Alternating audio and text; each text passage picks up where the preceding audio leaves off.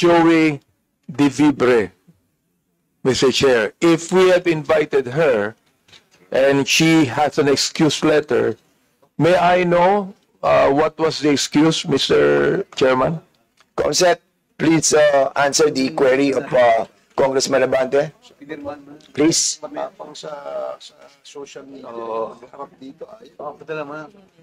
Thank you, Mr. Chair.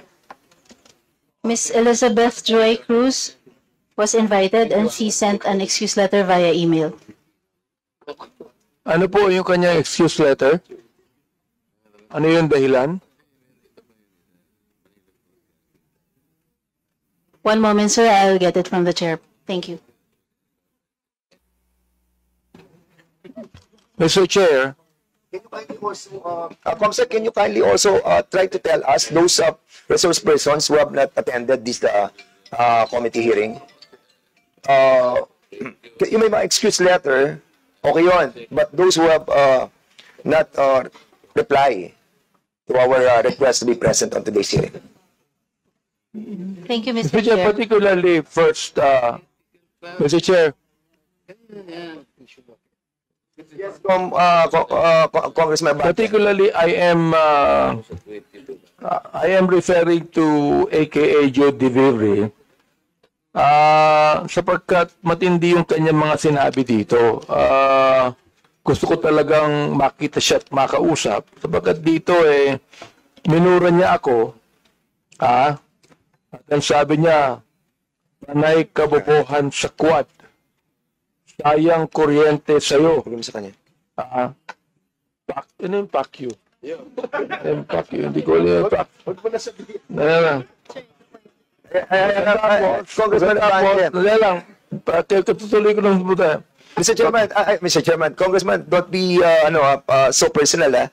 Let's be more comprehensive on this approach. Binabasa ko lang po. Binabasa ko lang eh. Sige, go ahead. I'll give you Pangalawa, November 13, 2024, nagmura na naman siya. Hindi ko na babanggitin yung mura niya. Pag tinatanong kung anong legislation ginawa niyo in relation to this, BS, ano ba yung BS? BS inquiry, sasagot ka. Swelduhan ka ng taxpayers, gago.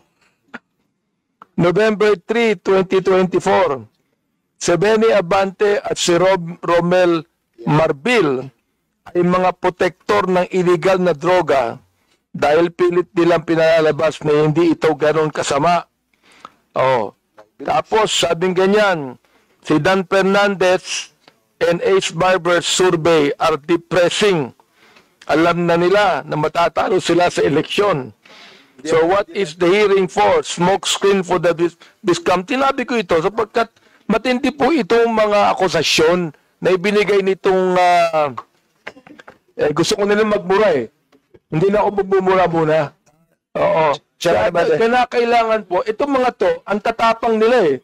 Ang tatapang sa pagmumura, nang wala tayong kalaban-laban. Ngayon, pag kaharap dito, hindi makaharap dito.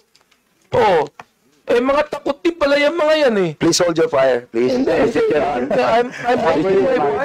on the process of administrative, ano pa lang muna tayo, Congressman Abante. We can tackle that on the interpellation. Mr. Chair, gusto ko lang pong bagitin tong kanya excuse letter.